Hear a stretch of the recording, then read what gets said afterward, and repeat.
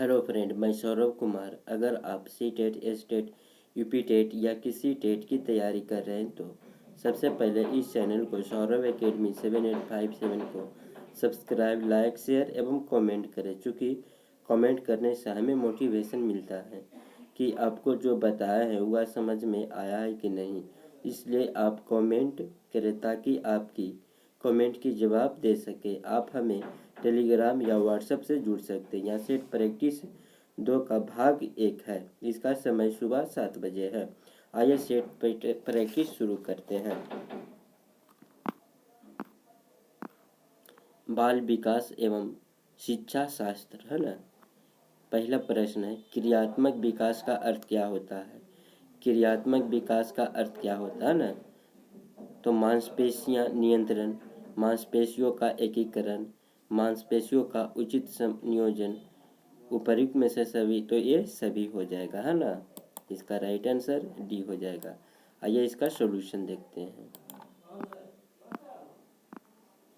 बच्चों की प्रत्यक्षीकरण की प्रक्रिया तथा शारीरिक नियंत्रण पर गतिविधियों का विकास जो मांसपेशियों तथा नाड़ियों के समन्वय द्वारा संभव है, क्रियात्मक विकास कहलाता है। 2 नंबर में, परिवार सामाजिक जीवन की सर्वोत्तम पाठशाला या किसका कथन है, तो इसका राइट आंसर हो जाएगा अरस्तु का है। नेक्स्ट प्रश्न आते हैं, 3 नंबर में है, मानव विकास को प्रभावित करने वाले तत्व में सर्वाधिक महत्वपूर्ण तत्व कौन सा है, तो इसका राइट आंसर जो हो जाएगा वंशानुक्रम और वातावरण। आइए इसका सॉल्यूशन देखते हैं।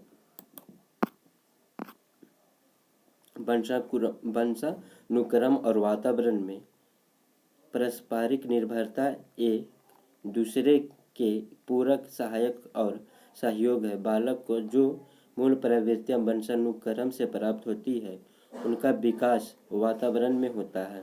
उदाहरण के लिए, यदि बालक में बौद्धिक शक्ति नहीं है तो उत्तम से उत्तम वातावरण में भी उसका मानसिक विकास नहीं हो सकता है। नेक्स्ट प्रश्न आते हैं, 4 नंबर में, प्रसिद्ध कहावत है, दिखाई देने वाली वस्तु पर भी भरोसा किया जा सकता है, यह निम्नलिखित संप्रदाय का उत्तम उदाहरण प्रस्तुत करती है। तो इसका राइट आंसर जो हो जाएगा चयनित प्रत्यक्षीकरण है ना, चयनित प्रत्यक्षीकरण। ठीक है, इसका सॉल्यूशन देखते हैं।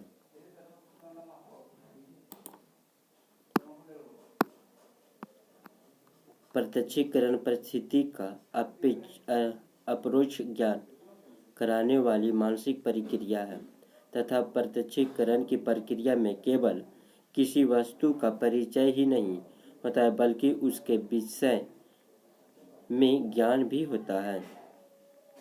किसी विशेष परिस्थिति में आप चीज़ों को कैसे देखते हैं वह प्रत्यक्षीकरण है। नेक्स्ट प्रश्न आते हैं, कक्षा में सदैव एक छात्र भयग्रस्त रहता है। उसे निडर बनाने के लिए अध्यापक को चाहिए कि वह तो इसका राइट आंसर हो जाएगा स्वयं रोज उसके साथ प्रेम से बात करे, है ना। बी आंसर हो जाएगा।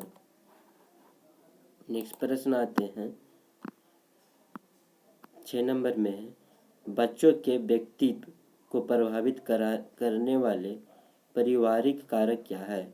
बच्चों को व्यक्तित्व को प्रभावित करने वाले पारिवारिक कारक क्या है, तो इसका राइट आंसर बताइए आप लोग। माता पिता का प्रभाव, जन्म का प्रभाव, परिवार के संगठन का प्रभाव, उपयुक्त में से सभी, तो ये सभी हो सकता है ना। इसका सॉल्यूशन देखते हैं। बच्चों की शारीरिक, प्राकृतिक और उन्हें दिए जाने वाला पोषण दोनों ही वृद्धि और विकास में काम आते हैं, लेकिन प्राकृतिक द्वारा दिए गए गुण अस्थिर होते हैं, लेकिन पोषण का प्रभाव भी गहरा होता है। वृद्धि और विकास को प्रभावित करने वाले कुछ कारक निम्न हैं, जैसे आनुवंशिकता, पर्यावरण, लिंग, पोषण, पारिवारिक प्रभाव, भौगोलिक स्थिति, सामाजिक आर्थिक स्थिति इत्यादि, है ना। नेक्स्ट प्रश्न आते हैं, 7 नंबर में है, अध्यापक पाठ योजना में समान उद्देश्य से लिखता है ताकि वह जो है अपनी विषय वस्तु के क्षेत्र से ना भटके, है ना। इसका सलूशन देखते हैं।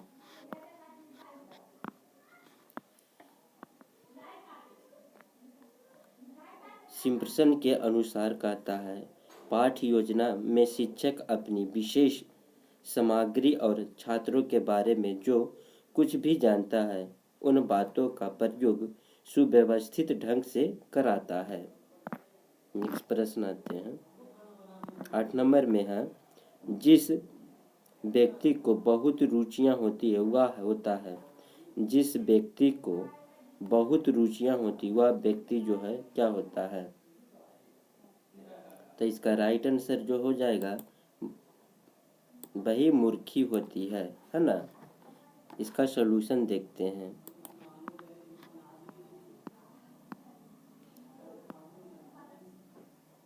आत्मचिंतनशील नहीं होते हैं, आत्मचिंतनशील नहीं होते परंतु सभी के विचारों के आधार पर अपना विचार प्रकट करते हैं। ये विचार प्रधान तथा व्यवहार कुशल होते हैं तथा निर्णय भी भावों के अनुरूप ही होते हैं।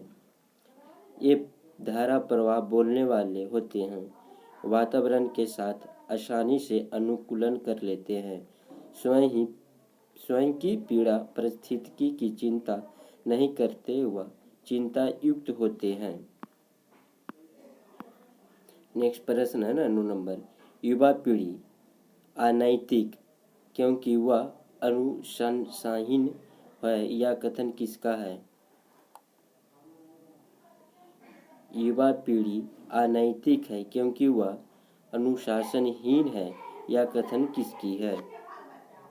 तो इसका राइट आंसर जो हो जाएगा पूर्वाग्रह है ना, पूर्वाग्रह का है। इसका देख लेते हैं सॉल्यूशन क्या है ना। पूर्वाग्रह एक धारणा या किसी के बारे में एक राय है जो उस व्यक्ति की किसी विशेष समूह की सदस्यता पर आधारित है।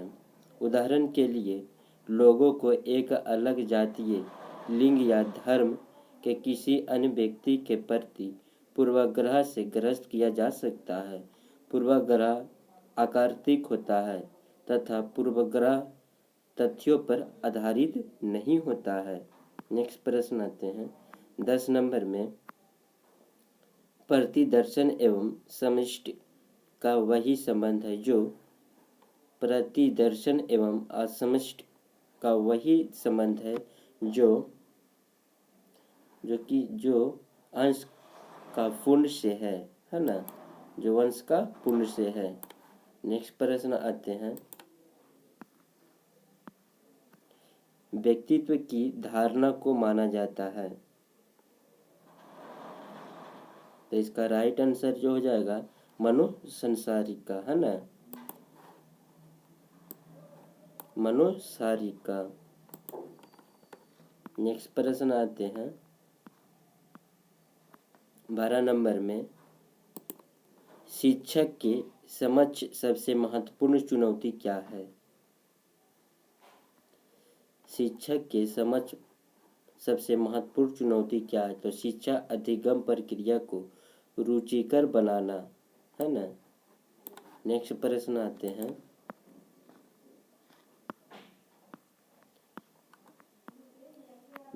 13 नंबर में है, शिक्षक द्वारा दंड का प्रयोग निम्नलिखित में से किस परिस्थिति में सर्वाधिक उपयोगी माना जाएगा।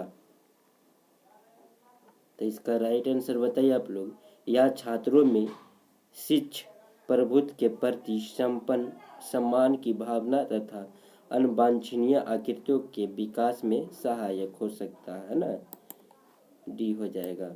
नेक्स्ट प्रश्न आते हैं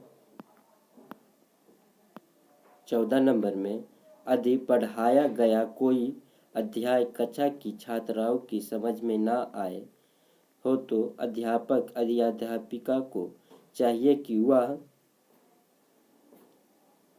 उसे पुनः पढ़ाए, है ना, उसे पुनः पढ़ाए। नेक्स्ट प्रश्न है 15 नंबर में, व्यक्तित्व से क्या तात्पर्य है? व्यक्तित्व से क्या तात्पर्य है? तो रुचियों, योग्यताओं और क्षमताओं का विशिष्ट संगठन, वह शारीरिक रंग रूप, बोलने की अच्छी क्षमता हो, उपयुक्त में से सभी, तो ये सभी होना चाहिए, है ना। आइए इसका सॉल्यूशन देखते हैं। तो व्यक्तित्व, है ना, पर्सनालिटी आधुनिक मनोविज्ञान का बहुत ही महत्वपूर्ण एक प्रमुख विषय है। प्रत्येक व्यक्ति में कुछ विशेष गुण या विशेषता होती है जो दूसरे व्यक्ति में नहीं होती है। इन्हीं गुणों एवं विशेषताओं के कारण ही प्रत्येक व्यक्ति एक दूसरे से भिन्न होता है। नेक्स्ट प्रश्न आते हैं 16 नंबर में, आपको एक विचार गोष्ठी में जाना है तथा कक्षा में महत्वपूर्ण पाठ का अध्ययन भी कराना है, तो आप क्या कहेंगे? तो इसका राइट आंसर जो हो जाएगा, विचार गोष्ठी के उपरांत आकर बच्चों को अतिरिक्त समय में पढ़ाएंगे, है ना। अब उसको समझ में नहीं आया तो अतिरिक्त समय में पढ़ा सकते हैं। नेक्स्ट प्रश्न है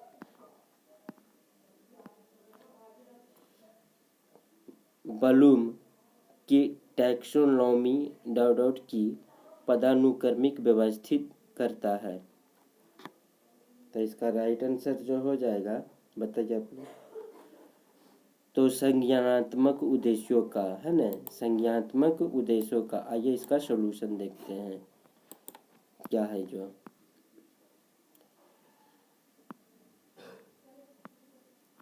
ब्लूम टैक्सोनॉमी के संज्ञानात्मक विकास के चरण,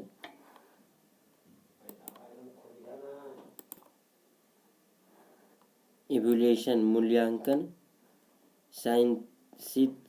साइंथिस संश्लेषण, एनालिसिस विश्लेषण, एप्लीकेशन प्रयोग और कंपैरिजन समझ, नॉलेज ज्ञान। नेक्स्ट प्रश्न आते हैं, हाँ जी, 19 नंबर में, कुछ विद्यार्थी आपके अध्यापन विषय में कमजोर है, उनकी शैक्षणिक प्रगति में सुधार के लिए क्या करेंगे आप? तो उन्हें अधिक परिश्रम करने के लिए प्रेरित करेंगे, है ना, सी नंबर। नेक्स्ट प्रश्न आते हैं, विकास के प्रमुख क्षेत्र है। विकास के क्या क्या प्रमुख क्षेत्र है? मानसिक, शारीरिक, बौद्धिक, उपयुक्त में से सभी, तो ये सभी होना चाहिए, है ना, ये सभी होना चाहिए। मानसिक भी होना चाहिए, शारीरिक भी होना चाहिए और बौद्धिक भी होना चाहिए। अगर आप लोग वीडियो देख रहे हैं तो अपना फ्रेंड को और शेयर कीजिए जितना से जितना। डाइट का गठन किसके द्वारा किया गया है? डाइट का गठन किसके लिए किया गया है? तो इसका राइट आंसर जो हो जाएगा, प्राथमिक शिक्षकों के लिए। आइए इसका सॉल्यूशन देखते हैं, है ना। इसका डाइट का गठन प्राथमिक शिक्षक के लिए किया गया है ना। Diet district institute of education and training, जिला शिक्षा और शिक्षण संस्थान। डाइट जिला स्तर के शैक्षणिक संस्थान है जो भारत के प्रत्येक जिले में भारत सरकार द्वारा स्थापित किया गया है। 22 नंबर में, बालक बालिकाओं में सामाजिक भेद पाए जाने के कारण क्या है? शारीरिक रचना, पारिवारिक परिस्थितियाँ, सामाजिक परिस्थितियाँ, उपयुक्त में से सभी, तो ये सभी हो जाएगा, है ना। नेक्स्ट प्रश्न आते हैं 23 नंबर में है, व्यक्ति के मन में अचेतन विचार, कुठाइयों, अनुमति, पूर्व अनुभव आदि उसे सदा कुछ करने को प्रेरित करते हैं, किसने कहा था? तो इसका राइट आंसर जो हो जाएगा, एस फ्रॉड ने कहा था, है ना।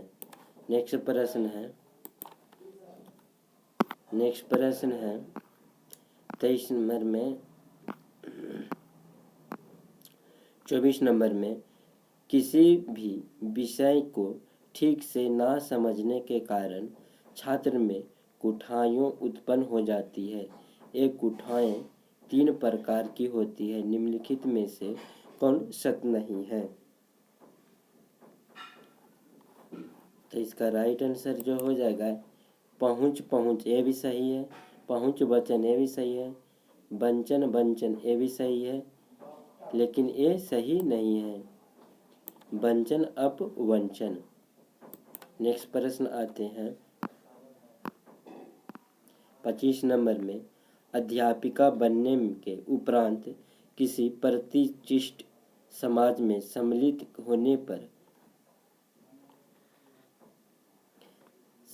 होने पर आपको यह बताने में गर्व होगा कि वह एक अध्यापिका है। इसका सी नंबर हो जाएगा, है ना। नेक्स्ट प्रश्न है 26 नंबर में किशोरा अवस्था में इनमें से किसका भय अधिक होता है